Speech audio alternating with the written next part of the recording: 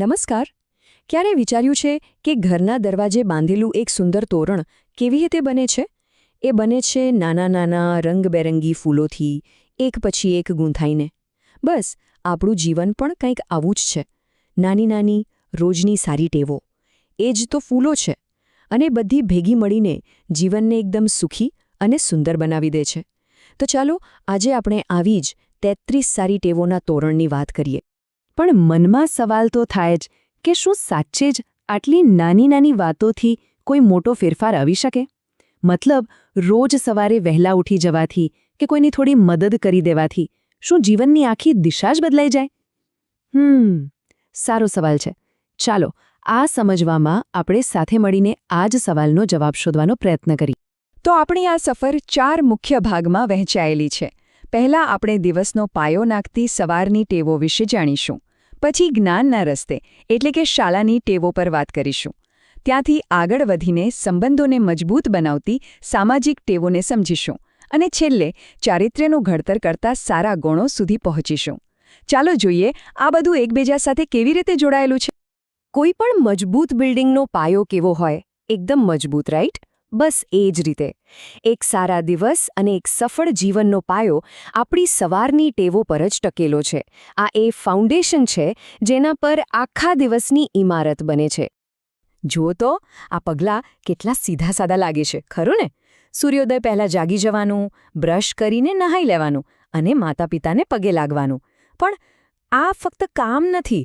આ નાની નાની ક્રિયાઓ છે ને, એ આપણા શરીર અને મન બંનેને આખા દિવસ માટે તૈયાર કરી દે છે.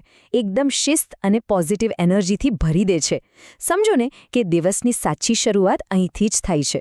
સારું, તો એકવાર સવારનો પાયો મજબૂત થઈ ગયો પછી આપણે આગળ વધીએ છીએ જ્ઞાનના માર્ગ પર.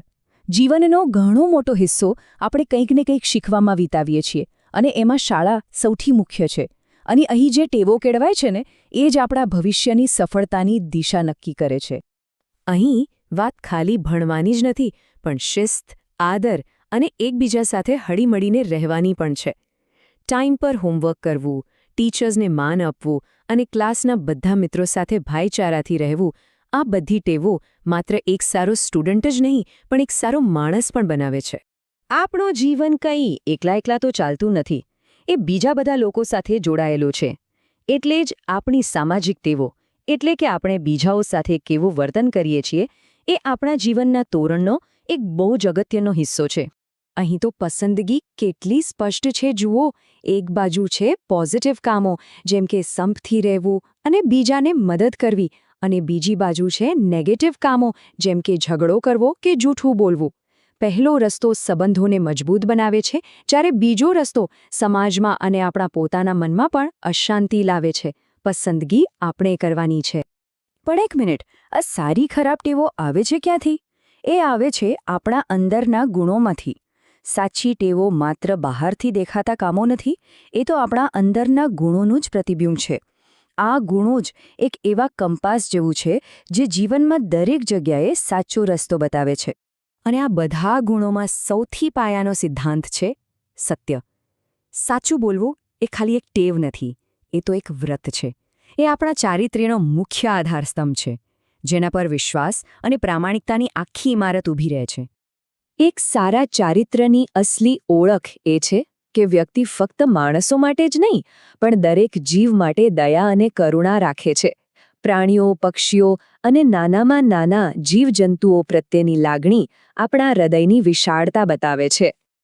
આ ગુણો એવા સુગંધિત અને કાયમી ફૂલો છે જે આપણી ટેવોના તોરણને પૂર્ણ કરે છે. જેમ કે પ્રામાણિકતા, મહેનત, બીજાની ઈર્ષા ન કરવી અને હંમેશા આગળ વધવા માટે કોશિશ કરતા રહેવું. આ ગુણો માત્ર આપણને જ નહીં, પણ આપણી આસપાસના આખા સમાજને પણ વધુ સારો બનાવે છે. તો આપણે આખી યાત્રા પર એક નજર કરીએ. સવારના પહેલા કિરણથી શરૂઆત કરી, શાળાના જ્ઞાનના રસ્તા પર ચાલ્યા, સમાજ સાથેના સંબંધોને સમજ્યા અને છેલ્લે આપણા પોતાના અંદરના ગુણો સુધી પહોંચ્યા. આ બધી કડીઓ જ્યારે ભેગી મળે છે ત્યારે જ જીવનનું સંપૂર્ણ ચિત્ર બને છે. આ સ્ત્રોતમાંથી આપણને મળી કુલ 33 સારી ટેવો, દરેક ટેવ જાણે એક ફૂલ છે અને આ 33 ફૂલોને સાથે ગૂંથીને જીવનરૂપી એક ખૂબ જ સુંદર અને સુગંધિત તોરણ તૈયાર થાય છે જે આપણા જીવનને શણગારે છે.